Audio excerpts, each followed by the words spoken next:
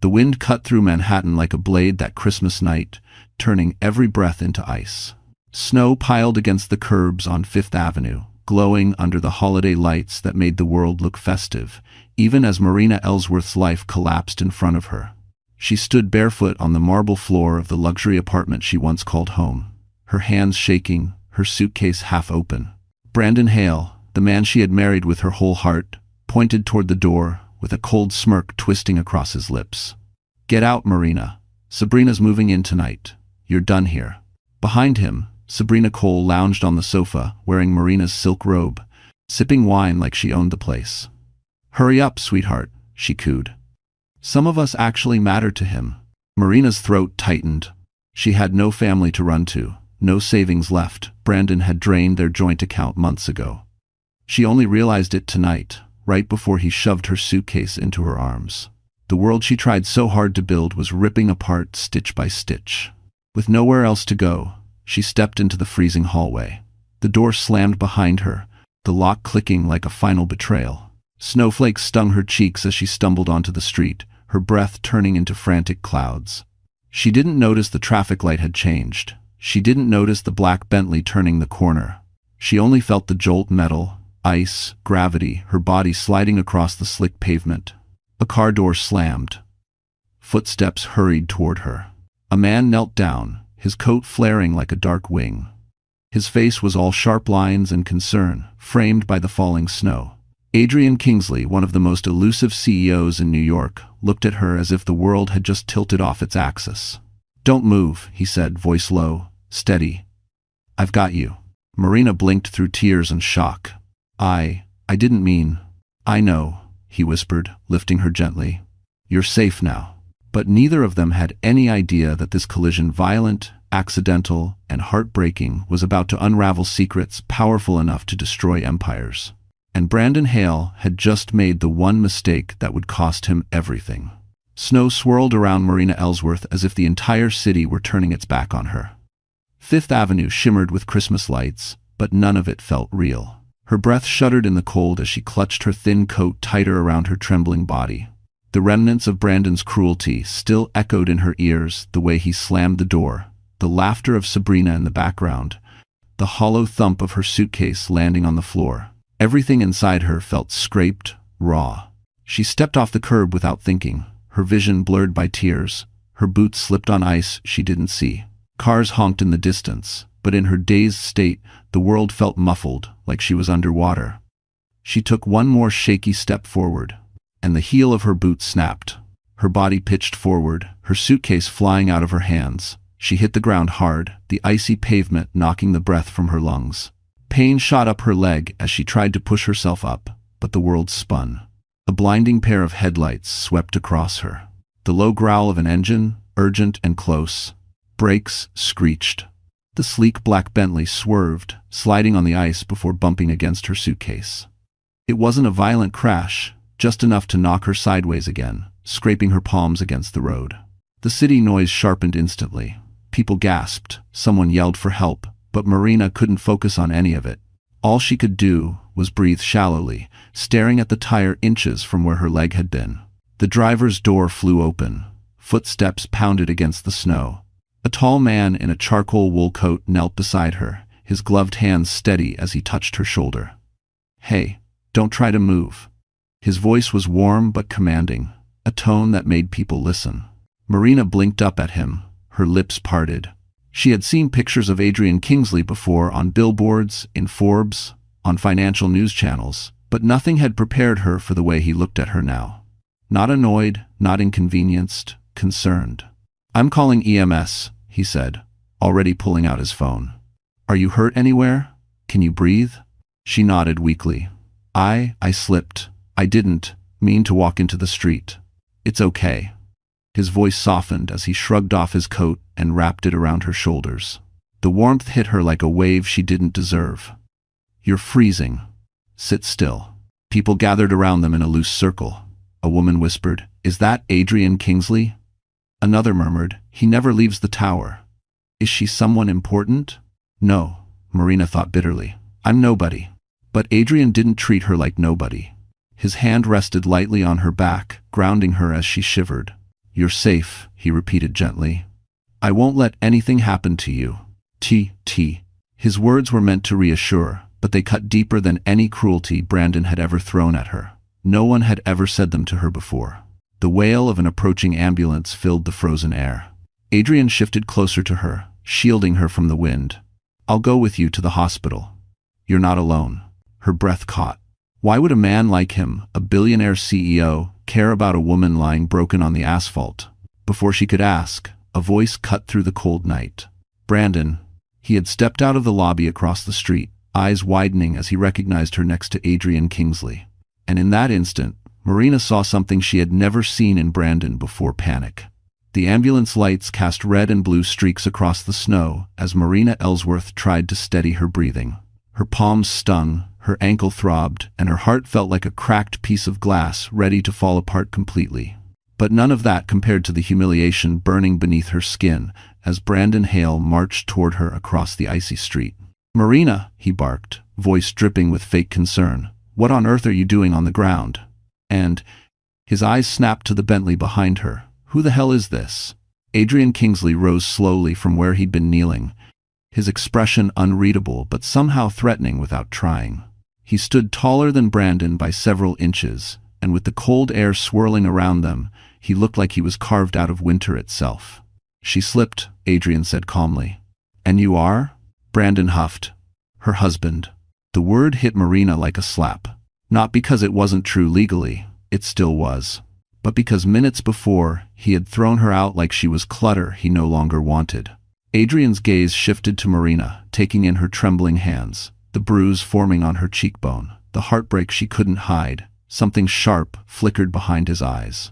"You let your wife wander outside in conditions like this?" Brandon scoffed. "She left. She's dramatic like that." Marina flinched. Adrian noticed. He took one step closer to Brandon, his voice lowering. "She could have died." Brandon rolled his eyes. "Look, man, I don't know who you think you are." "You don't?" a bystander whispered. "That's Adrian Kingsley." Brandon's face twitched. Recognition hit him like a punch. The EMTs arrived, gently lifting Marina to her feet. Adrian steadied her with a hand on her back. "Careful," he murmured. "Don't put weight on that leg." Brandon pushed forward, trying to reclaim control. "I'll take her. She's my wife." Marina froze. The words sliced deeper this time. Adrian positioned himself between them with quiet authority. "She goes with medical professionals, and she chooses who rides with her." Every pair of eyes turned to Marina. She swallowed hard, her breath fogged in the freezing air. I don't want to go with him." Brandon's jaw dropped. "Marina, don't be stupid." Adrian snapped, his voice like steel. "She said no." The EMTs nodded and guided Marina toward the ambulance. But as she reached the door, the cold air shifted heavy, electrified. She heard boots crunching behind her. Adrian had followed.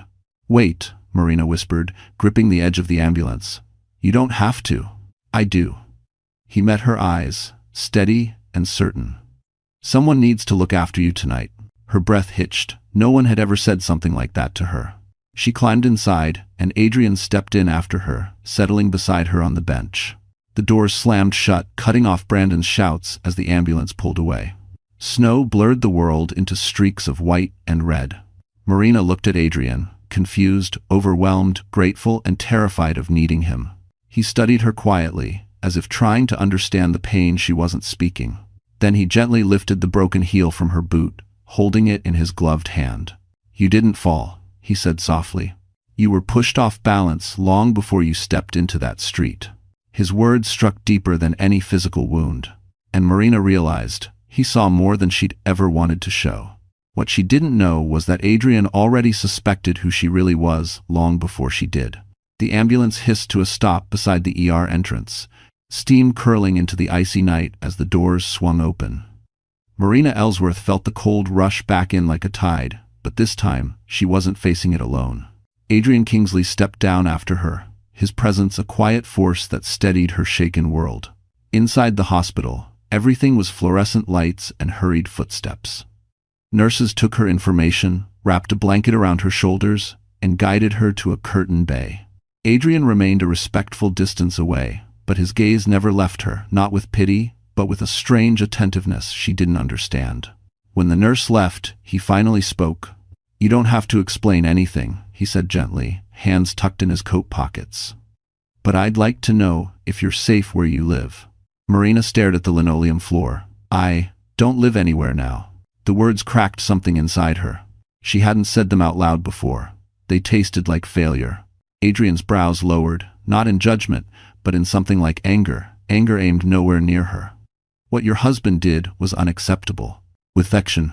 "He's not really my husband anymore," she whispered. "He made that very clear tonight." Adrian stepped closer, the air shifting with him.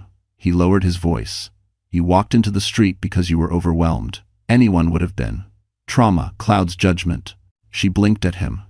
How could a man who lived in penthouses and boardrooms understand anything about trauma? But his eyes, dark, steady, sincere, held a depth she didn't expect. A doctor entered then, examined her ankle, applied a compression wrap, and confirmed it was a sprain. "She needs rest for a few days," he instructed. "No walking long distances, no cold exposure." When he left, Marina gathered her tattered courage. "I can take a cab," she murmured. "I'll figure something out." Adrian shook his head. "You're not walking out into the snow with no place to go." "It's not your responsibility," she whispered. "Maybe not." His jaw tightened. "But I'm making it mine." Her breath caught. He reached into his coat and retrieved a slim leather wallet. From it, he pulled a business card, black matte, embossed with silver letters. Kingsley Innovations. Adrian K. Kingsley, Chief Executive Officer. "I can put you in a suite at the plaza," he said softly. "Just until you're stable. No pressure, no expectations." Her pulse quickened. Why? For a moment, he hesitated, a rare crack in his polished composure. "Because I've seen too many people left behind in this city," he finally said. "And because you looked like someone who hasn't been seen in a very long time." The honesty in his voice made her chest tighten. Before she could respond, footsteps approached. She turned, expecting a nurse, but it wasn't. A hospital security guard stepped in, holding a phone. "Miss Ellsworth? Someone keeps calling the front desk asking for you. He says it's urgent." Marina felt the blood drain from her face. "Brandon." Adrian took one look at her trembling fingers and stepped forward, placing himself squarely between her and the door. His voice dropped, low and protective. "You're not speaking to him tonight, not while I'm here." The guard nodded, stepping back. Marina exhaled shakily, overwhelmed. Adrian's hand hovered near her shoulder, not touching, but close enough that she felt the warmth. "Marina," he murmured, eyes searching hers. "You deserve safety. And tomorrow, you'll have choices again." She swallowed hard, because in that moment, she realized something terrifying. Adrian Kingsley wasn't just helping her, he was starting to feel something. And someone else in this city would not be happy about it. While Marina rested in the ER, wrapped in Adrian's coat, another world, the world she had just been cast out of, was vibrating with cheap laughter and champagne bubbles. Inside the luxury apartment she once called home, Brandon Hale strutted around like a man who had just won something spectacular instead of destroying the last good thing in his life.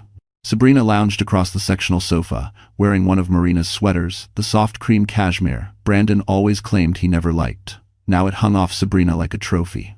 Brandon uncorked another bottle of Viv Clicquot, foam spilling onto the marble countertop. "You see, baby," he bragged, pacing with exaggerated swagger.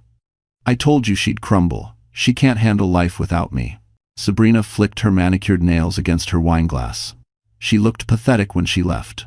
If she had any pride, she would have walked out days ago. Brandon smirked. "She doesn't have pride, she has fear. Or had." He spun around the living room, admiring the space. High ceilings, grand windows overlooking Fifth Avenue, track lighting illuminating every polished corner. Everything Marina had cherished. Everything she had kept spotless. Everything she had believed they built together. Sabrina rose and slinked toward him, sliding her arms around his neck. "And now it's our place." Brandon grinned, pulling her close. "Exactly." But then, buzz, buzz, buzz. His phone vibrated. He glanced at the screen, expecting an alert from one of his clients. Instead, he froze. Unknown caller, hospital switchboard. His face drained of color. "Brandon?" Sabrina asked. "What's wrong?" He didn't answer. He pressed the phone to his ear. "Hello?" A voice crackled on the line.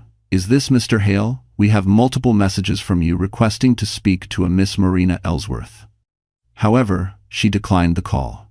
The words hit him like a slap. "Declined?" he snapped. "She's my wife." The receptionist's tone remained icy. "She is currently accompanied by someone else. Please do not continue calling. It is disrupting patient care." "Someone else?" Brandon's grip tightened around the phone. Who's with her?" But the line had already gone dead. Sabrina raised an eyebrow.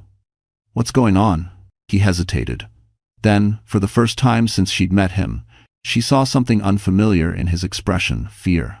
"There was a car accident," he muttered. "And she's with someone." "Someone?"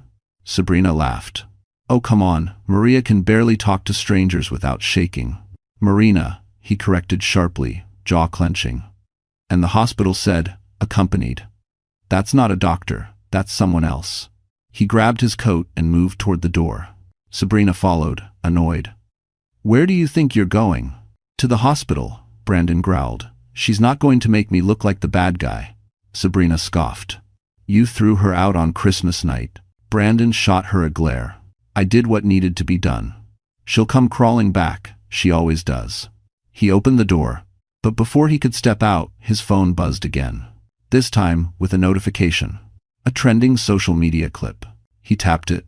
A shaky video appeared, filmed from across Fifth Avenue. Snow swirling. A black Bentley stopped in the street. A man lifting Marina into his arms. Not just any man.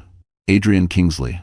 The caption read, "Is Adrian Kingsley rescuing a mystery woman on Christmas night?"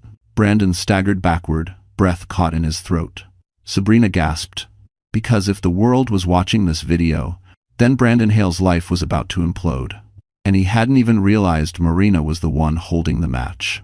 Marina Ellsworth woke to the soft hum of central heating and the faint scent of eucalyptus drifting through the air. For a brief, blissful second, she didn't remember where she was. She felt something plush beneath her cheek, Egyptian cotton, impossibly soft. A warm glow seeped in from behind tall curtains, the muted gold of a late winter morning. Then it all rushed back. The street, the fall, the ambulance. Adrian Kingsley. She blinked rapidly and pushed herself upright. Her sprained ankle throbbed in reminder of last night's chaos. She looked around, heart pounding. This wasn't a hospital room. This wasn't her old apartment. This was luxury. A suite at the Plaza Hotel, the kind she used to see only in movies. Marble floors veined with gold, a velvet chaise lounge, crystal sconces casting warm halos of light. A tray sat beside her bed, tea, pastries, a bottle of sparkling water, and a small handwritten note. "Good morning. Your doctor said rest is essential. I arranged a temporary suite for your comfort. A.K." Her breath trembled. Why would he go so far for her? As if her thoughts had summoned him, the door to the sitting room opened. Adrian stepped inside, dressed in a navy coat dusted with snowflakes, a takeout cup of coffee in his hand. He paused when he saw her awake. "You're sitting up," he said, relief flickering across his features. "How's the ankle?" "Sore," she admitted, "but manageable." He nodded. "The doctor sent over supplies, and I asked room service to prepare breakfast in case you're hungry." End quote. "You didn't have to do all this." "I know," he replied quietly, "but someone should." His words wounded and soothed her at the same time. Adrian set the coffee on a nearby table and pulled the curtains open. Morning light streamed into the room, illuminating the city beyond the pond in Central Park. The frost-covered trees, people bundled in scarves, walking dogs across glistening paths. "New York looks different from up here," Marina whispered. "Most people never get to see it this way," he said. "But you deserve better views than you've been given." Her throat tightened. "You don't know me." A flicker, something unreadable, moved behind his eyes. "Maybe I know more than you think." Before she could ask what he meant, a loud knock startled them both. Adrian crossed the room and cracked the door open. Marina couldn't see who stood in the hall, but she could hear the irritation in Adrian's voice shift into something sharper. "You're not allowed up here," he said coldly. A familiar voice hissed back, dripping venom. "I'm her husband. You have no right to hold her here." Marina's heart plummeted. "Brandon." Adrian stepped fully into the doorway, blocking the view with his broad frame. You forfeited any right to her safety the moment you threw her into the street. She's my responsibility, not yours, Brandon snapped. Open the door. Marina clutched the blanket to her chest, shaking. Adrian didn't raise his voice, yet somehow the air dropped 10 degrees when he spoke. You will not enter this suite, not today, not ever without her consent. A beat of silence. A storm brewing. Then Brandon spat. She'll come home with me. She always does. Marina's breath hitched. Adrian leaned forward, blocking Brandon entirely. His voice dropped into a tone she had never heard from anyone: protective, dangerous. You should walk away now, he warned. Because the moment she tells me she wants you gone, I'll make sure you never get near her again. Marina pressed a trembling hand to her mouth. Because for the first time in her life, someone was ready to fight for her. And Brandon Hale was about to learn he'd picked a battle he couldn't win.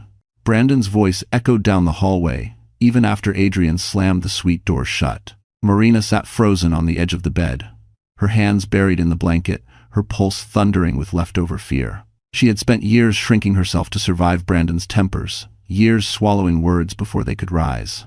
Now, hearing him shout outside this elegant suite made every instinct scream, run, hide, give in. But then Adrian turned back toward her. His expression wasn't angry. It wasn't impatient.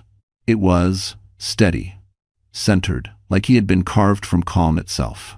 Are you okay? He asked softly. Marina nodded, though her voice cracked. I'm sorry you had to deal with him. You don't apologize for someone else's cruelty, Adrian replied, his tone firm but gentle.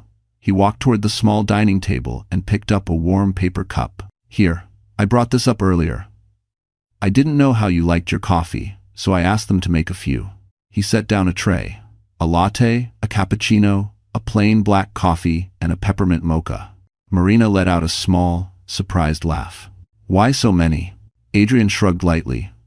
Figuring someone out takes time. She reached for the cappuccino. Her fingers brushed his, and for a moment, the room felt impossibly still. Warmth spread through her chest, a strange, unfamiliar warmth. Not romantic, not yet, but comforting. Safe. Something she hadn't felt in years.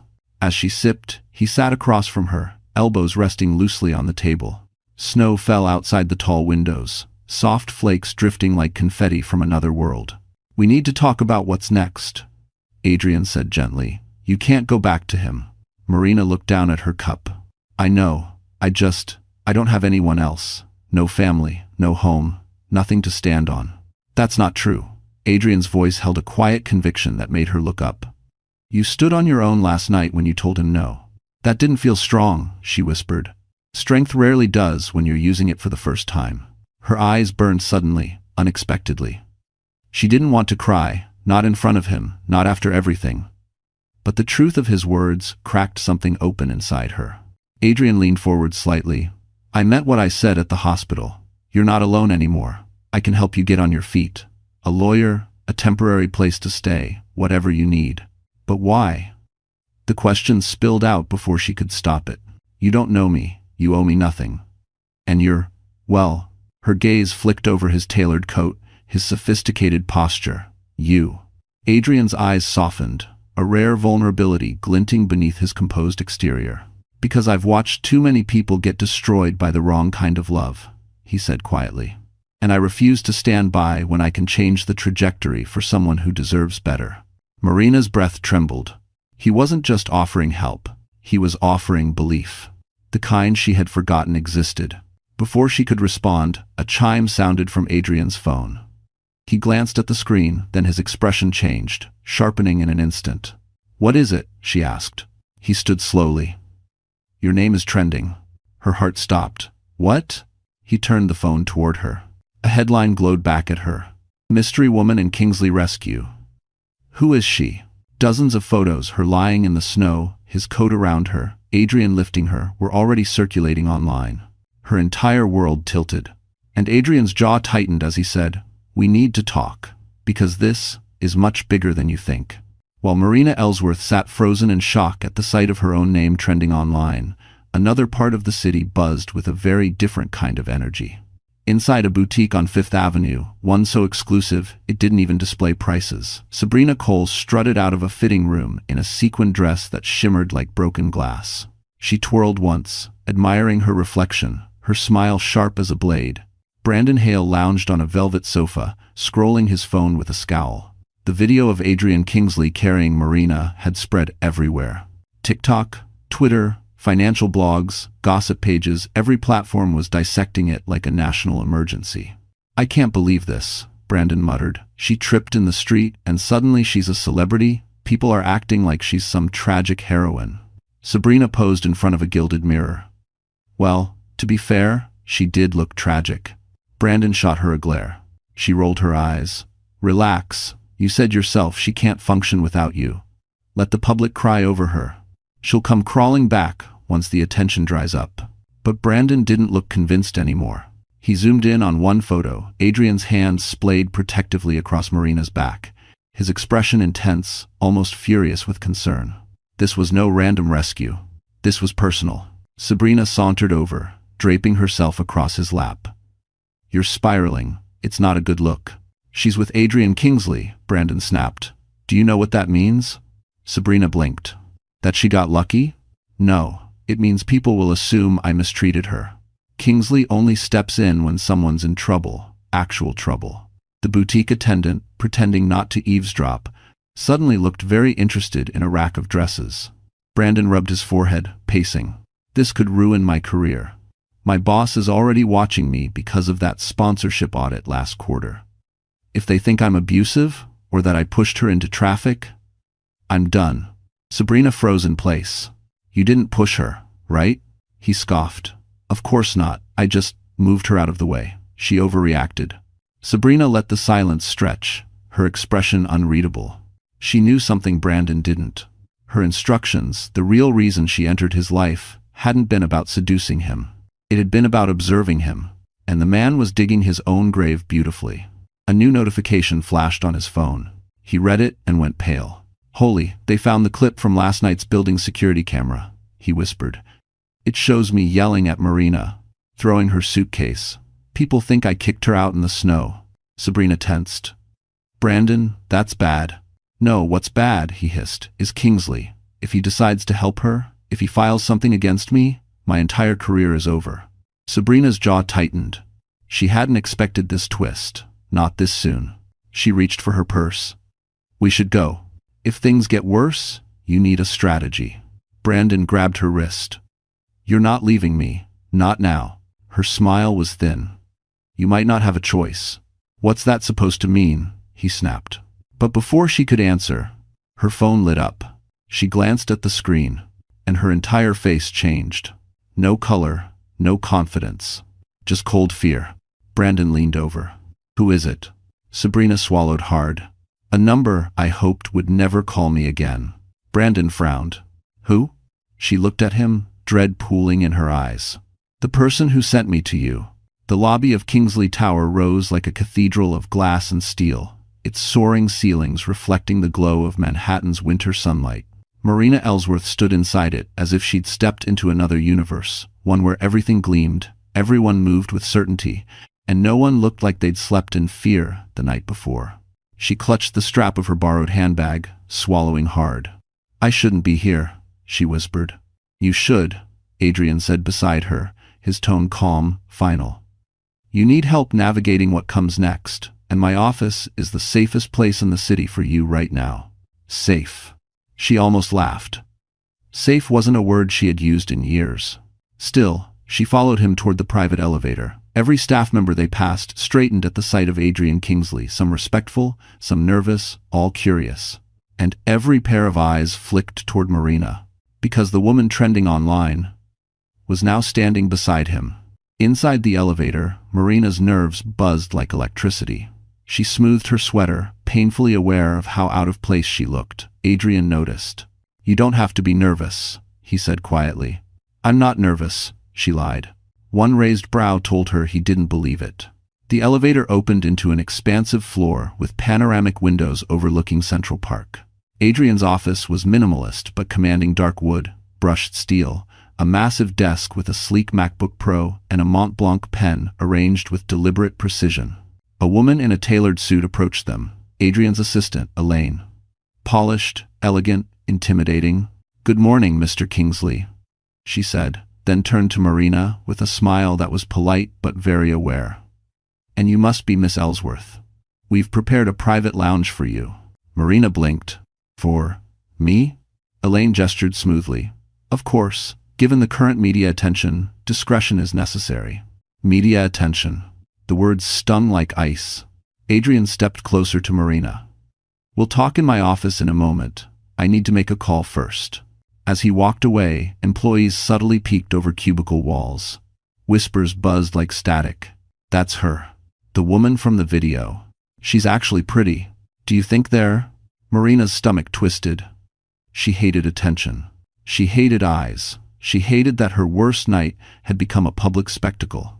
Elaine guided her to a lounge with plush chairs and a skyline view. "Can I bring you tea? Water?" Marina shook her head. "No, but thank you." Elaine hesitated, then surprised her by speaking softly. "Mr. Kingsley doesn't do this. Helping people. Bringing them here. Whatever happened last night, it meant something to him." Marina felt her breath falter. "I didn't do anything. It stand. Sometimes doing nothing is enough," Elaine replied. She walked away, leaving Marina with her spiraling thoughts. Across the floor, Adrian entered his office and closed the door. His composed expression cracked the second he lifted his phone. A voice answered on the first ring. "You should have told her," the man said. "I will," Adrian muttered, "but not yet. She deserves to know the truth." "And I agree," Adrian said quietly, staring through the glass wall at Marina's small, uncertain figure. "But she needs stability first." Marina had no idea someone was speaking about her with such gravity. No idea that the man on the phone wasn't a colleague. He was her father's oldest friend. And he whispered one more warning. "If Brandon Hale continues interfering, he will destroy her. You must act before he does." Adrian's jaw tightened. "I intend to. And trust her." At that exact moment, the elevator dinged again. Marina turned toward the sound, and nearly dropped to the floor when she saw who stepped out. Because Brandon Hale had just walked into Kingsley Tower. Brandon Hale stormed into Kingsley Tower with the swagger of a man who believed the world still revolved around him. But the moment he stepped into the marble and glass lobby, that confidence wavered. Executives in tailored suits glanced over their shoulders. Receptionists whispered behind manicured hands. Security looked ready. This wasn't his world. This was Adrian Kingsley's world, a place built on precision, power, and reputation. And Brandon was walking into it like a lit fuse. At the far end of the lobby, Marina Ellsworth sat inside the employees' lounge, unaware of the storm heading her way. She stared out the window, hands clenched, trying to steady her breathing. New York stretched beneath her like a glittering maze, full of possibilities she no longer knew how to trust. She didn't hear the elevator ding. She didn't hear the rising murmurs. But she felt the shift the way the air tensed, like a wire pulled too tight. "Marina," his voice. She froze. Brandon stood in the doorway, eyes blazing with offended pride. He looked out of place here, still wearing the arrogance from last night, but now cracked by panic. Marina's stomach twisted. "How did you—" "Don't worry about that," he snapped. "We're leaving. Now." She stiffened. "No, I'm not going anywhere with you." Brandon's jaw flexed. "You embarrassed me. That video made me look like what you are," she whispered. His nostrils flared. "I took care of you for years. And this is how you repay me? Running into traffic? Throwing yourself at some billionaire?" Her voice trembled, but her spine stayed straight. "I didn't throw myself at anyone. I slipped. And Adrian helped me because you—" Her breath hitched. "You threw me out. On Christmas night." He reached for her arm. But before he could touch her, a hand clamped around his wrist with lethal precision. Brandon froze. The room froze. Time froze. Adrian Kingsley stood behind him, posture relaxed but eyes darker than winter storms. "I believe," Adrian said calmly. "She told you no." Brandon jerked his hand back. "You think you can just interfere in my marriage?" "You ended that marriage the moment you put her on the street," Adrian replied, each word clipped like a sealed contract. Brandon stepped closer, pointing at him. "You think you're a hero? You think she actually wants you? She's weak. She needs someone to manage her. Something inside Marina broke open, not pain this time, but anger. Pure, sharp, long-buried anger. "You don't get to speak for me anymore," she said. Brandon turned, stunned. "Excuse me?" "I said no," Marina repeated, voice shaking but growing stronger. "I won't go with you. I won't live with you. I won't be treated like I'm disposable ever again." Her words echoed in the lounge, heavy and undeniable. For the first time, Brandon looked rattled. "Marina, be rational. You can't survive without me." Adrian's voice slipped in like steel. "She already has." Security approached discreetly, waiting for a signal. Brandon glanced around the suits, watching him, the guards closing in, Marina standing taller than he'd ever seen her, and Adrian Kingsley beside her like a fortress she never had. "This isn't over," Brandon spat. "You have no idea who you're dealing with." Adrian stepped forward, his tone quiet but deadly. "No, Brandon. You don't." And then Brandon's phone buzzed. He glanced at the screen, and the little color left in his face drained completely, because flashing across it was a headline he hadn't expected. Internal audit launched into Brandon Hale's sponsorship accounts. In front of everyone, his throat bobbed in panic, and Marina realized Brandon wasn't the storm anymore. He was the one about to be swept away. Marina Ellsworth sat on the edge of a leather chair in Adrian Kingsley's office, her hands clasped tightly in her lap. The adrenaline from Brandon's outburst still pulsed through her body, but the atmosphere here, quiet, refined, controlled, felt like another world entirely. Through the glass wall, she could see the city stretched out in winter's stillness, snow drifting past skyscraper windows like feathers shaken loose from the sky. Adrian stood near his desk, speaking in a low voice to someone on the phone. She couldn't hear the words, but the tone told her enough. Calm, firm, protective. A tone belonging to someone who made decisions that changed the course of other people's lives. When he hung up, he turned toward her with a gentler expression. "Marina, there's something we need to discuss. But first, are you feeling all right? That was a lot to deal with." She nodded shakily. "I'm okay, just overwhelmed." "That's understandable." He took a seat across from her, leaning forward slightly. "But I want you to know this. Brandon can't walk into this building again. Security has already flagged him. If he tries anything, they'll remove him." Relief rippled through her body, but also disbelief. She was not used to being defended. "Adrian," she said softly, "you don't have to keep protecting me. I'm not your responsibility." "Maybe not," he replied, "but that doesn't make your dignity negotiable." Her breath caught. No one had ever spoken about her dignity before, not like it mattered. Adrian opened a folder on his desk and slid it toward her. Inside were business cards, notes, and documents she didn't recognize. "These," he said, "are contacts for attorneys who specialize in domestic disputes, asset recovery, and protective orders. I've already briefed one of them, discreetly, and they're willing to take your case. They know your situation." Marina stared at the folder as if it might burn her fingers. "You talked to someone about me?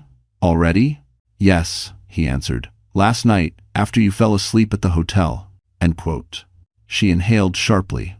"Why would you do that?" His eyes softened. "Because I saw a woman who deserves far more than what life has given her so far. And because you shouldn't fight this alone." Her throat tightened painfully. She looked away, blinking fast. Adrian continued, his tone measured. "Brandon has taken more from you than any marriage vows require you to endure. A legal route is the only way to ensure he can't manipulate or threaten you again. Thank you for watching." "I don't have money for a lawyer," Marina whispered. "You won't need any." Adrian met her gaze steadily. "The attorney is covering the initial consultation pro bono. After that, we'll find a way. You're not trapped." She didn't know how to respond. Gratitude, humiliation, fear, hope all collided in her chest. Then Adrian added quietly, "There's something else." He reached into the folder and pulled out a printed form. A simple but profound step. A petition for legal separation. Marina froze. The words blurred. "I'm not pressuring you," Adrian said gently. "This is your choice. But if you want a clean break emotionally, legally, financially, this is where it begins." She touched the paper with trembling fingers. Leaving Brandon wasn't just a decision. It was a rebirth that terrified her. "I don't know if I'm ready," she whispered. "You don't need to be," Adrian replied. You just need to decide whether you want your life back. I have forma. Texture. She exhaled shakily, staring at the document as if it might split open her future. But before she could speak, Elaine knocked once, then entered, her expression tense. Mr. Kingsley, you need to see this. She handed him a tablet. Adrian angled it toward himself, then his jaw tightened. He turned the screen to Marina. A new headline glowed. Brandon Hale, accused of sponsorship fraud, investigation begins. The world was catching up to his sins. But the real shock came next. Brandon had just named Marina as a co-signer on every fraudulent contract. The tablet trembled faintly in Marina's hands as she reread the headline, hoping desperately that her eyes were wrong. Brandon Hale, accused of sponsorship fraud, investigation begins. Co-signer. Marina Ellsworth Hale. Her breath collapsed in her chest. No, Marina whispered. No, I never signed anything. I never even saw these documents. Adrian leaned closer, scanning the contracts. His jaw tightened. Your signature was forged. Marina's stomach twisted violently. He's trying to take me down with him. Adrian nodded slowly. Because he knows the investigation is real. He's panicking. And desperate men do desperate, reckless things. Her hands shook around the tablet. Adrian, I could go to jail.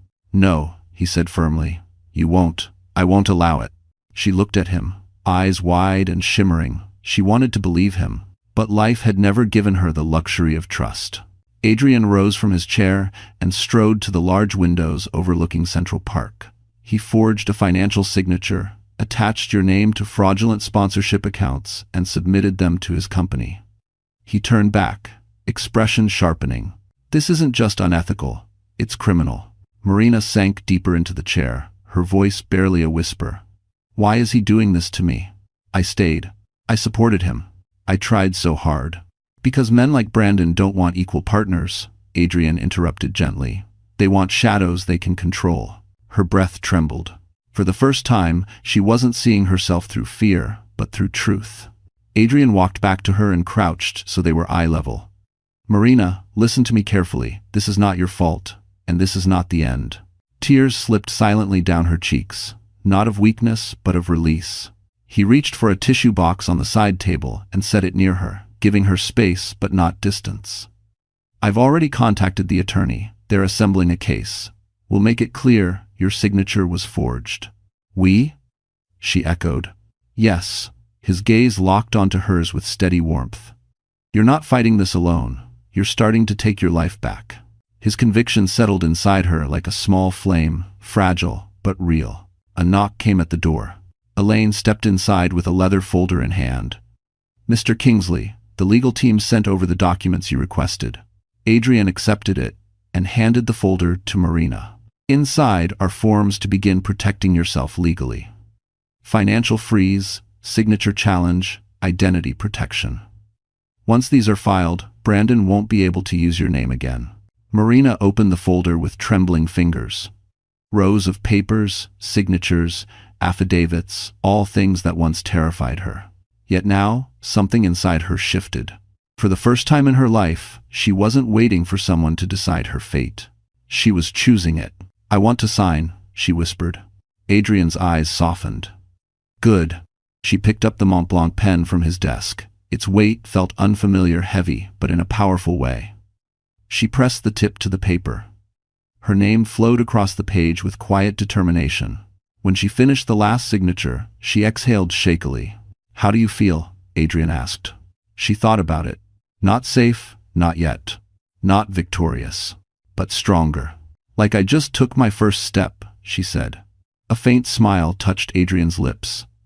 Then let's take the next ones together. Before she could speak, Elaine hurried back into the room, breathless. Mr. Kingsley, there's a problem.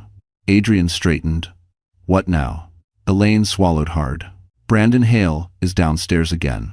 And this time, he brought a lawyer and a news crew. It's Washington. The lobby of Kingsley Tower had seen power struggles before competitors. Desperate investors, entitled heirs, but it had never seen anything quite like Brandon Hale, stumbling in with a lawyer on one side and a news crew trailing behind him like vultures sensing blood. Camera lights flickered across the marble walls, microphones jutted forward. The air hummed with that unmistakable electricity, the kind that signaled a scandal in the making. Upstairs, Marina Ellsworth heard the chaos long before she understood it. Raised voices, the whir of elevator security locks, footsteps rushing down halls. She stood from her chair, heart pounding. Adrian Kingsley's calm exterior finally cracked. His jaw clenched, and his voice dropped into a tone she'd never heard, one edged with danger. "He brought a news crew into my building," he said. This was his last mistake. Elaine hovered near the doorway, anxious. "Security is containing them for now, but they're refusing to leave. They keep shouting that Marina is involved in financial crimes." Marina's knees wobbled. "Crimes? But Adrian steadied her with a hand on her shoulder. "You did nothing wrong. This is a stunt. A pathetic attempt to shift blame. But this stunt had teeth, and Brandon was sinking them into her reputation for the whole city to see." Adrian turned to Elaine. "Keep Marina here. Do not let anyone inside without my permission." "Yes, Mr. Kingsley." Then he strode out, passing through the glass doors with a command that sent staff scattering out of his path. Marina pressed trembling hands to her chest. She wasn't afraid of Brandon yelling at her anymore. She was afraid of what lies he'd spit when a camera was pointed at his face. Downstairs, the scene was erupting. Brandon stood at the center of the lobby, sweat beading on his forehead despite the winter chill clinging to his coat. He shoved a stack of forged documents toward the cameras. "My wife," he declared dramatically, "illegally signed off on sponsorship funds. She's been unstable for months. I've been trying to help her, but she ran off with this man." He stabbed a finger toward the elevator. "Kingsley." Reporters gasped. Flashes burst. Brandon's lawyer spoke next, voice rehearsed. "We are filing an immediate injunction against both Miss Ellsworth and Mr. Kingsley for interference, defamation, and financial misconduct." Chaos erupted. Journalists shouted questions. Where is Marina now? Did Kingsley hide her? Is this a cover-up? And then, the elevator slid open. Adrian walked out with the quiet presence of a man who didn't need to raise his voice to silence a room. His expression gave nothing, but the temperature seemed to drop 10 degrees. "Mr. Hale," Adrian said, stepping forward, "your allegations are both false and defamatory." "Well," Brandon barked a laugh. "Oh, really? The whole city saw you carrying my wife like some damsel in distress. Who are you trying to impress?" Adrian's eyes sharpened, cold as winter steel. "First," he said, "she is not your wife anymore. Not emotionally, not legally, not morally. You forfeited that title when you abandoned her in the street." The crowd murmured, shock rippling like a wave. Brandon's face turned a blotchy red. "You think you can hide her? You think you can protect her from the law?" Adrian stepped closer until they were inches apart. "The only person she needs protection from is you." A collective gasp swept through the room, and then Adrian raised the folder in his hand. "Inside this are the documents proving every signature with her name on it was forged. By you. We will pursue charges." Brandon staggered back, but before he could respond, the elevator behind Adrian dinged again. Marina had stepped out pale but standing tall. Every camera swung toward her, and Brandon's expression turned from rage to pure, bone-deep panic. Because Marina was no longer the woman he could intimidate. She was the woman about to bring him down. For a heartbeat, the lobby of Kingsley Tower felt suspended in time. Cameras froze in midair, reporters held their breath, and Brandon Hale stood rigid, caught between fury, humiliation, and something far more desperate. Marina Ellsworth stepped fully out of the elevator, the soft scrape of her boot echoing through the space. Her sprained ankle still ached, but she walked as if the pain belonged to someone else. Adrian watched her carefully, seeing both the fear in her eyes and the strength rising beneath it. He took one step back, not away from her, but for her, making space for what she needed to do. Marina inhaled, steadying her trembling hands, and faced the cameras. "I'm here," she said quietly. Her voice carried anyway, cutting through the noise like a clean blade. A reporter rushed forward. "Miss Ellsworth, did you commit financial fraud?" "No," she said firmly. "I did not. I never signed those documents." Brandon barked a laugh, too loud, too sharp. "She's lying. She always lies when she gets cornered." Marina turned her head toward him slowly. "No, Brandon. I stayed quiet for years because you taught me to fear my own voice." Whispers rippled through the crowd. Brandon sneered. Oh, here we go. The victim routine. You're unbelievable. Marina held his gaze. Not unbelievable. Just done. A murmur. A shift in the room. She felt it too, that line inside her, snapping cleanly. You forged my signature, she continued. You used my name to cover your own mistakes, and you threw me out of our apartment to make room for someone else. Sabrina, watching from the back of the lobby in a dark coat and sunglasses, flinched. Reporters fired questions like bullets. Did he really kick you out on Christmas night? Were you injured when you left? Does Mr. Kingsley have any involvement in your case? Marina lifted her chin. Adrian found me after I slipped on ice. He helped me, that's all. Brandon lunged forward, pointing at her. You ruined my life. You're doing this for attention. No, Marina said, cutting him off again, voice steady. You ruined your life when you chose cruelty over honesty. Infidelity. Adrian's eyes softened with pride. He had seen powerful board members quake under pressure, but Marina was standing her ground in front of the entire city.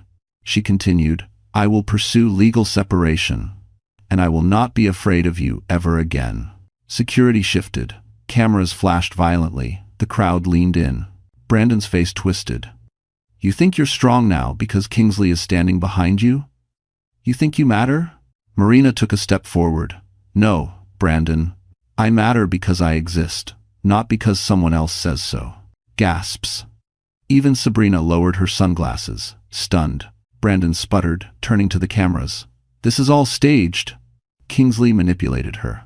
That's enough, Adrian said, stepping beside Marina, not in front of her, but beside her, a silent declaration. Cameras swiveled wildly between them. Brandon's lawyer stepped in, sweating. Mr. Hale, perhaps we should. But Brandon shoved him aside and shouted toward the upper floors of the tower, as if yelling at the entire city. You'll regret this. All of you. I'm not going down alone. Those words echoed ominously. Then, a phone rang. Not Brandon's, not Marina's.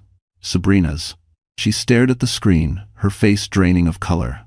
The same unknown number from before. She answered with a whisper. Yes? A cold voice hissed back. You failed. And now you're going to fix what you broke. Sabrina's knees nearly buckled, and Marina, watching her from across the lobby, felt a chill creep up her spine. Because Sabrina wasn't looking at Brandon anymore. She was looking at her. And something in Sabrina's eyes said, Marina wasn't just part of Brandon's downfall, she was part of someone else's plan. The moment the confrontation ended, Adrian guided Marina away from the chaos of the lobby, shielding her from cameras and raised voices. She followed him silently, her mind spinning, her pulse still rattling from everything she had just said, everything she had finally let herself say.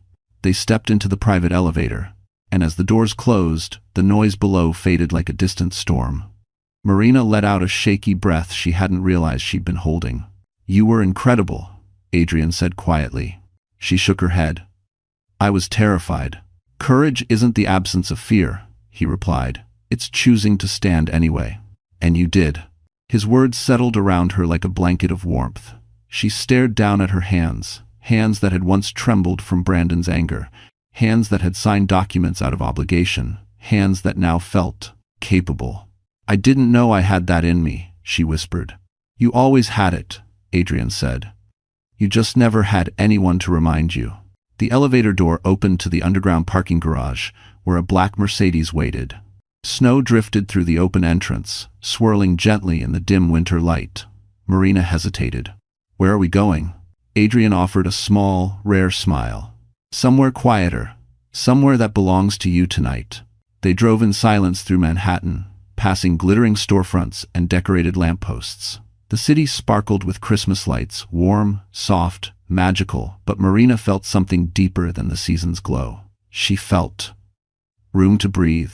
Minutes later, the Mercedes pulled into Central Park, blanketed in untouched snow. Adrian helped her out, careful of her injured ankle, and guided her down a path lined with twinkling lights. Adrian, what is this? You'll see. They reached a small clearing overlooking the frozen lake. A bench sat beneath a canopy of fairy lights strung between the branches, glowing like stars brought down to earth. On the bench lay a neatly wrapped box, simple, silver, elegant. Marina stopped dead in her tracks. This isn't for me. It is, Adrian said. I had it sent here this morning. Her eyes widened. Why? Because you deserved at least one good memory from this Christmas. Her breath hitched. She approached the bench slowly, as if the box might disappear if she blinked too fast. With careful fingers, she unwrapped it. Inside was a soft cashmere scarf, pale blue, the color of frost and calm skies. She brushed it with her fingertips, overwhelmed. "It's beautiful," she whispered, "but I can't accept something like this." "It's not payment," Adrian said gently. "It's not pity. It's a reminder that you are worth gentleness, worth comfort, worth being treated with care." Tears pricked her eyes. She wasn't used to kindness without cost. He stepped closer, lifting the scarf and draping it around her shoulders with quiet reverence. The warmth seeped instantly into her skin. "Thank you," she murmured. Adrian met her gaze, something unspoken, passing between them, soft, steady, dangerous in its tenderness. Neither of them moved. The lights shimmered above. Snow fell in silent applause. A moment she had never imagined for herself bloomed in the cold air, a moment where hope didn't feel foolish. She opened her mouth to speak, but her phone buzzed. A single text message. From an unknown number, the same number that had called Sabrina. Marina's heart stopped as she read the words. "You don't know who you are yet, but I do. And it's time you found out." Sabrina Cole stood alone on the balcony of her high-rise apartment, the winter wind biting her skin as she replayed the voice that had slithered through her phone minutes earlier. "You failed. Fix it." Her hands trembled as she tucked her phone into her coat pocket. She had entered Brandon's life under someone else's orders, but she had never expected the assignment to spiral into a citywide scandal, or that Marina Ellsworth, the quiet, overlooked wife, would become the center of it. She had underestimated her. They all had. Inside, the apartment felt suddenly too warm, too small. Brandon paced frantically across the living room, cursing under his breath as he watched news coverage of his downfall. His face looked ghostly under the bright TV lights. "This is ridiculous," he muttered. "They're treating me like a criminal. Me," he jabbed a finger at the screen. "And look at her, look at Marina, standing next to Kingsley like she belongs there." Sabrina stayed silent. Brandon didn't notice the way her eyes flickered with guilt or fear. "Someone is sabotaging me," he continued. "Someone planted this fraud nonsense. Marina doesn't have the guts to pull something like this off." Sabrina's jaw tightened, because she knew who did. Across town, in the Plaza Hotel, Marina sat on the edge of the bed with the pale blue scarf wrapped around her shoulders. Snowflakes drifted outside the windows like falling secrets. The message on her phone still glowed. "You don't know who you are yet, but I do." She read it a dozen times, her heart thudding with confusion and dread. She didn't recognize the number. She had no family, no connections, no one who would say something like that. Except Adrian. He stood near the window, hands in his coat pockets, studying her carefully. "The message shook you." "It scared me," she whispered. "I don't know who would send it." Adrian nodded once, thoughtful. "May I see the number?" She handed him the phone. His eyes scanned the screen, and for the first time since she met him, something flickered through his composed features. Recognition, followed quickly by worry. "Adrian," she asked, "what is it?" He shook his head slowly. "Not yet. I need to confirm something before I tell you." Her stomach twisted. "Tell me what?" He didn't answer, which terrified her more than the message. Meanwhile, back in Sabrina's apartment, Brandon's frantic pacing intensified. His phone buzzed again. He grabbed it without thinking. "It's the firm," he breathed. "They want an emergency meeting. They think I might have to step down." Sabrina watched him unravel. The arrogance that once filled every inch of him had collapsed into something small and frightened.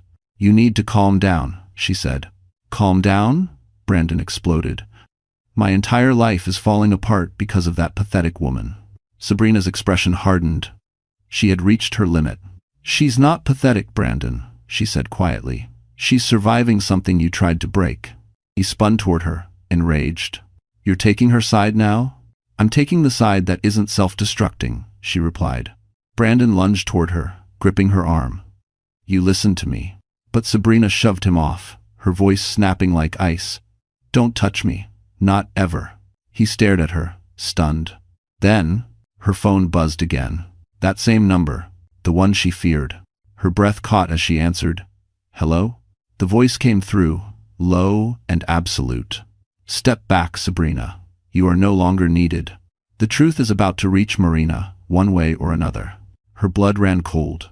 Back at the plaza, Adrian finally exhaled and looked directly at Marina. Marina, there's something you need to know about your past. The air stilled, and Marina felt, in her bones, that life was about to change again, this time in a way she could never have imagined. Marina Ellsworth felt her pulse flutter painfully beneath her skin as Adrian Kingsley stood before her, the winter night pressing softly against the windows of the plaza suite. His expression, usually so composed, so unreadable, was weighed with something heavier than concern. Marina, he said quietly, the message you received, it wasn't random. Her breath caught. Then who sent it? Adrian hesitated, and that hesitation terrified her more than anything Brandon had ever done. She'd never seen him search for words. Finally, he spoke. Someone connected to your past. Someone who's been watching over you, in a way. From a distance. My past, she whispered. I don't have a past. I grew up in foster care. My parents died when I was a baby. There's no one left. Adrian exhaled slowly. That's what you were told. It's not the truth. Marina's world seemed to tilt. What are you saying? Before Adrian could answer, a sharp knock shattered the quiet. 3 rapid bangs. Urgent, uncertain. Adrian stiffened. That was not a hotel staff knock. He motioned Marina behind him, then opened the door. Only to find Sabrina Cole standing there, drenched in snow, mascara streaked beneath her eyes, breathing in jagged gasps as if she had sprinted the entire way. Sabrina? Marina said, stunned. What? Why are you here? Sabrina pushed past Adrian, something no one else would dare to do, and shut the door behind her. She turned to Marina, and for the first time, there was no arrogance, no smirk, no victory in her expression. Just fear. Real, trembling fear. Marina, she said, voice breaking, you're in danger. Adrian stepped forward. You need to leave. No, Sabrina snapped, shaking her head wildly. You don't understand. This is bigger than Brandon, bigger than all of us. Marina looked between them, confused. What are you talking about? Sabrina swallowed hard, tears glistening.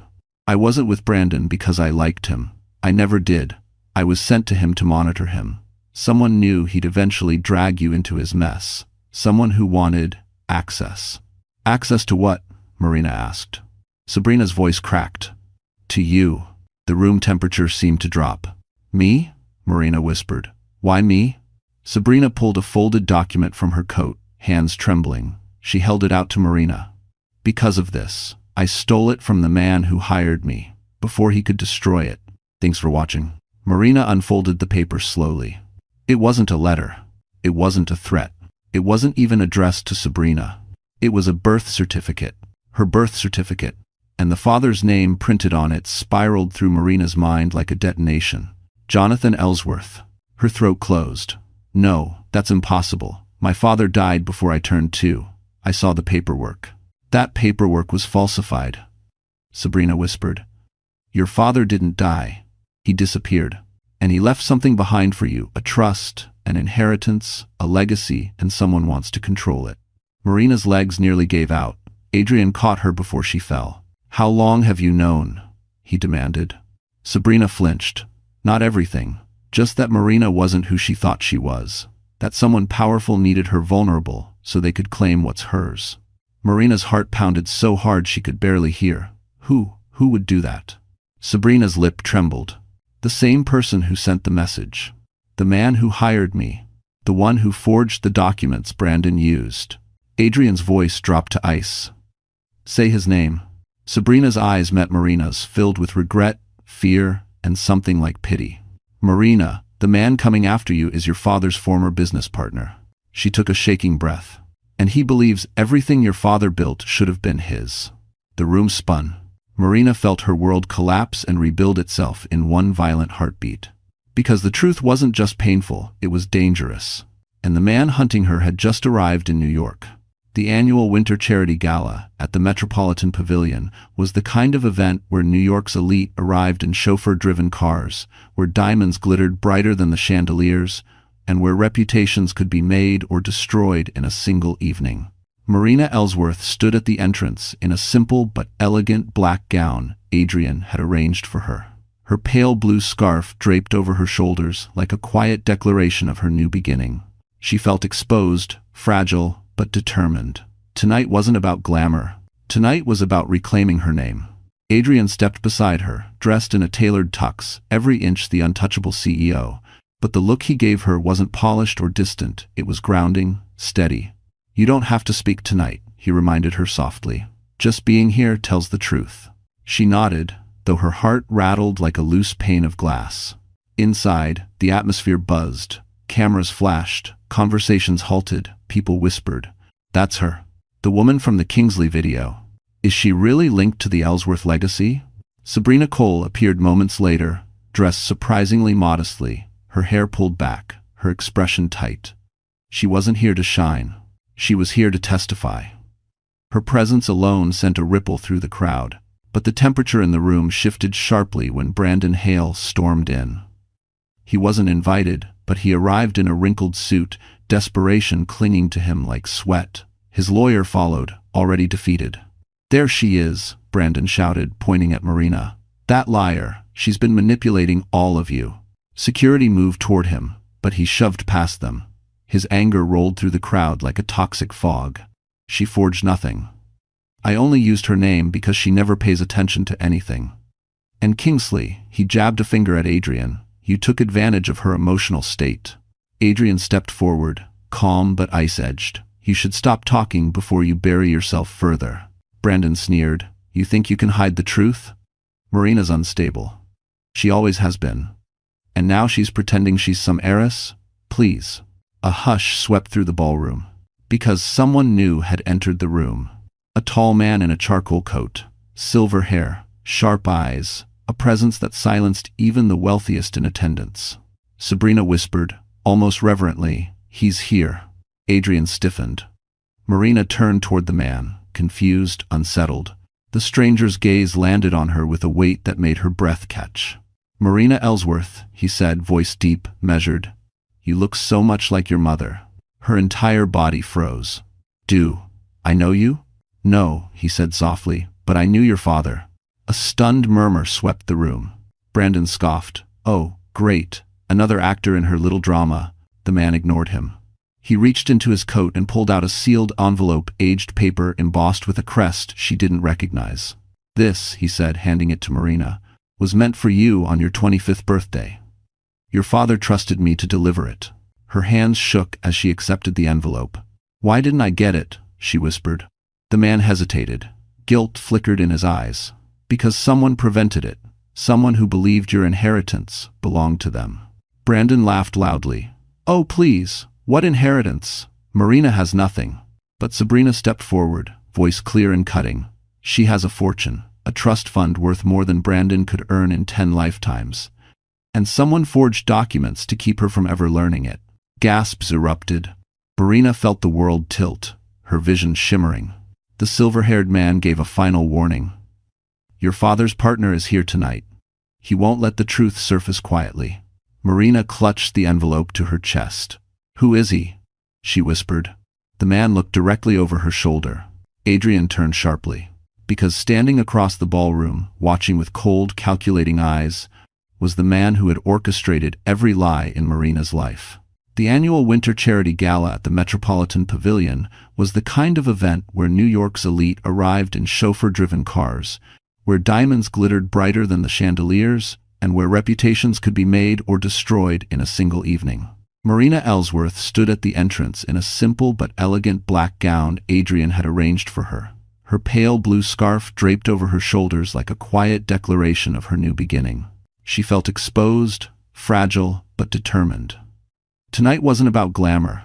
Tonight was about reclaiming her name. Adrian stepped beside her, dressed in a tailored tux, every inch the untouchable CEO. But the look he gave her wasn't polished or distant. It was grounding, steady. "You don't have to speak tonight," he reminded her softly. "Just being here tells the truth." She nodded, though her heart rattled like a loose pane of glass. Inside, the atmosphere buzzed. Cameras flashed. Conversations halted. People whispered. "That's her. The woman from the Kingsley video."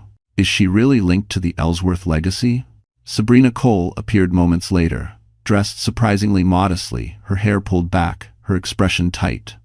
She wasn't here to shine. She was here to testify. Her presence alone sent a ripple through the crowd. But the temperature in the room shifted sharply when Brandon Hale stormed in. He wasn't invited, but he arrived in a wrinkled suit, desperation clinging to him like sweat. His lawyer followed, already defeated.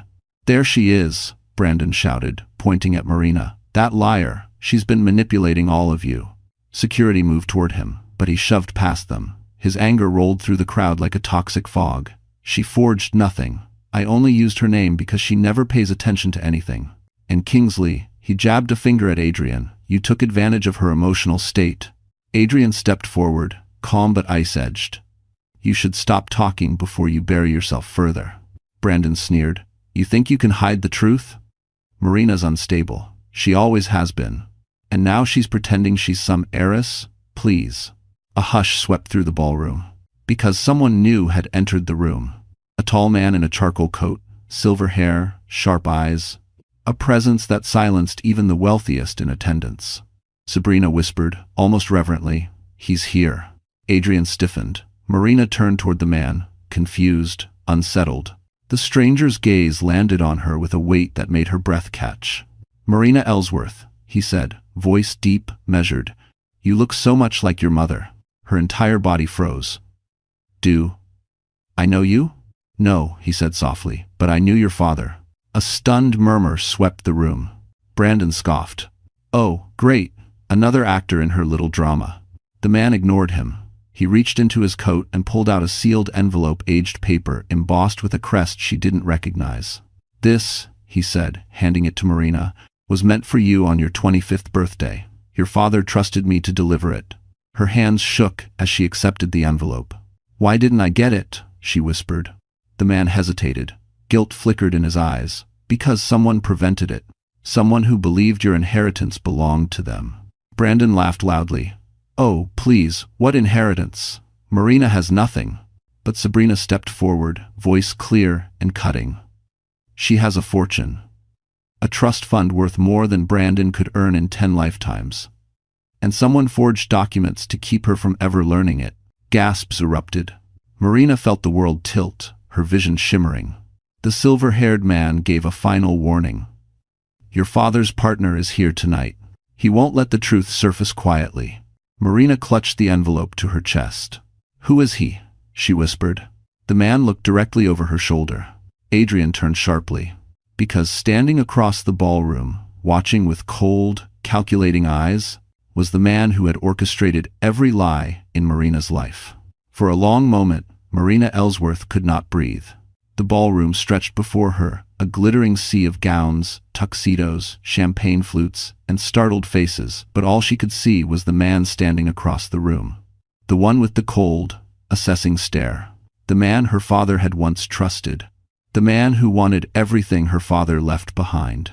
Nathaniel Crane, her father's former business partner. The shadow behind every forged document, every lie, every attempt to keep her powerless. Adrian shifted subtly, stepping closer to her, his presence grounding. But Marina didn't lean into him. Not anymore. She stood straight, one hand gripping the envelope Nathaniel never wanted her to receive. Nathaniel approached with deliberate calm, each step measured. The crowd parted for him, reverent and nervous. "Marina," he said, stopping a few feet away. "I had hoped we would speak privately." She swallowed hard. "Why? So you could lie again? Like you did my whole life?" A ripple went through the room. Cameras lifted. Conversations stopped. Nathaniel gave a thin smile. "Everything I did was to protect your father's legacy." "By hiding it from me?" she snapped. "By forging documents in my name? By using Brandon to keep me trapped?" Brandon, standing off to the side, paled. I didn't know." Nathaniel didn't even look at him. "You were a tool, nothing more." "It's also..." Brandon's face collapsed, humiliation burning across his skin. Sabrina stepped forward. "You hired me too. You paid me to manipulate him, to manipulate her." Nathaniel's gaze hardened. "Your job was to observe, not interfere." "But I did interfere," Sabrina said, voice cracking. "Because she didn't deserve any of this." A hush fell. Marina looked at Sabrina, really looked at her, and saw not a villain, but a girl caught in something far bigger than herself. Nathaniel exhaled impatiently, as if addressing children. Marina, listen to me. Your father's assets were unstable. He made decisions that threatened everything we built. When he disappeared, someone had to maintain control. By stealing what he left for me? She demanded. Nathaniel's eyes flickered. Attell. Adrian's voice cut in, low and deadly. We have proof of everything you did: financial manipulation, falsified court records, obstruction of inheritance law. Nathaniel chuckled. Mr. Kingsley, you of all people should understand. Power isn't in proof, it's in perception. A dangerous glimmer flickered in Adrian's stare. Then let's shift perception, shall we? He nodded to someone behind him. The lights dimmed. A massive screen flickered to life. Security footage, emails, documents, contracts with forged signatures, financial transfers leading back to Nathaniel. The room gasped in unison. Nathaniel's composure cracked for the first time. Adrian stepped forward, voice amplified. Tonight, before New York's elite, including board members, investors, and legal authorities, Nathaniel Crane's network of fraud comes to light. Reporters surged, cameras flashed, people murmured in shock. Nathaniel lunged toward the screen. Turn that off. Security blocked him instantly. Marina's chest heaved, adrenaline burning through her veins. This wasn't just justice. This was truth reclaiming its place. Nathaniel turned to her, face twisted. You think this gives you power? You're nothing without your father's name. Marina stepped closer until she stood eye to eye with him. No, she said. I'm nothing because you made sure I believed that. But now I know who I am. And I'm not afraid of you. Nathaniel's jaw clenched. You'll regret this. No, Marina said, voice steady, clear, unshakable. You will. Security seized him. His charm gone, his power hollow. Nathaniel fought uselessly against the hands dragging him away. Cameras caught every second, his downfall immortalized. Across the room, Brandon watched in horror. He had thought he was the villain of her story. He hadn't realized he was merely a pawn. As Nathaniel was escorted out, Marina felt Adrian's hand brush her elbow, gentle, grounding. It's over, he murmured. But before she could respond, the envelope in her hand began to slip open. Inside it lay the final truth her father wanted her to know. And when Marina read what was written inside, her entire future changed again forever. The ballroom buzzed with chaos as Nathaniel Crane was escorted out in handcuffs, cameras flashing like relentless lightning. Brandon Hale stood frozen in the corner, pale and trembling, his own downfall unraveling as murmurs spread through the crowd. He forged her name. He might face charges too. He ruined her life, and now justice. And another way. But Marina Ellsworth heard none of it. Her world had narrowed to the opened envelope in her hands. Inside was a letter yellowed, creased, written in her father's unmistakable handwriting. She raised it with trembling fingers, her heart pounding. My Marina, if you're reading this, then the truth has finally found you. I'm sorry I couldn't raise you the way you deserved. I'm sorry for every lie that kept us apart, but I did it to keep you safe from the man who now stands against you. Everything I built belongs to you. The Ellsworth Trust, the hotel shares, the investments, they are yours by birthright. Live freely, bravely, as your mother once dreamed for you. And know this, you were never abandoned. You were loved beyond measure. Your father? Tears spilled down Marina's cheeks, not of sorrow, but of finally stepping out of a darkness she didn't even know she'd been living in. Adrian watched her closely. Marina, what does it say? She lifted her eyes to him, voice trembling. It says, I was never alone, and I don't have to be scared anymore. A softness touched Adrian's usually guarded expression. You never will be. The gala slowly returned to motion. Reporters whispered.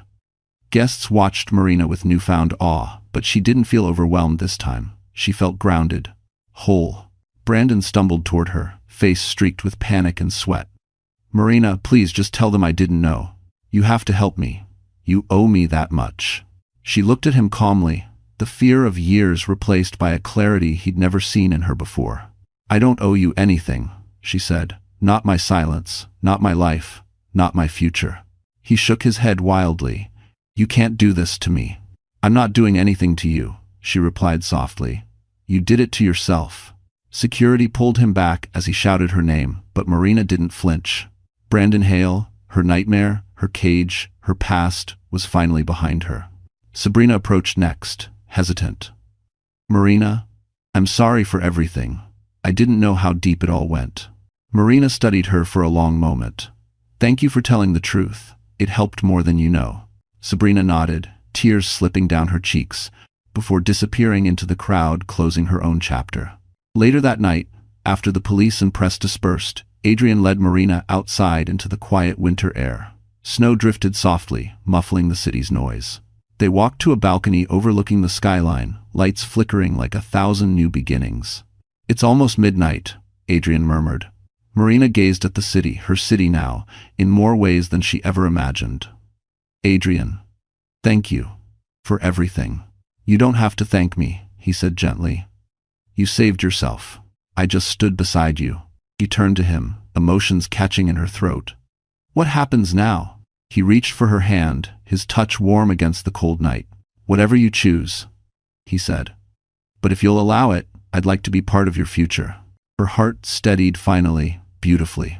I'd like that, she whispered. Fireworks burst above the skyline, gold, silver, blue, reflecting in the tears that gathered in her eyes. Marina leaned into Adrian's embrace, not as someone broken, but as someone reborn. The past was finished. Justice had arrived. And the future, her future glowed like the new year rising before her. For the first time in her life, Marina Ellsworth stepped into a tomorrow she truly owned. So that's it. Our story finally closes its last page. And if you're still here right now, my friend, it means something in Marina's journey touched your heart in a quiet, personal way. Maybe it reminded you of your own resilience, or of a moment you thought you'd never rise from. Life is unpredictable, sometimes painfully so. But as the Stoics remind us, the obstacle is the way. What breaks us often becomes what builds us.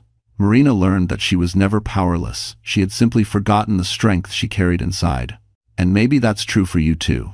Remember Marcus Aurelius' words, "You have power over your mind, not outside events." Don't love.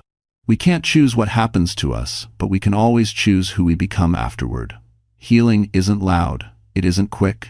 It's a quiet decision we make every day to step forward, even when our voice shakes. If this story made you feel seen, moved, or reminded you of your own worth, then don't leave just yet. Stay with us. Like this video, share it with someone who needs courage today, and subscribe for more stories that heal, inspire, and remind you that you matter more than you know. We're here with you, always.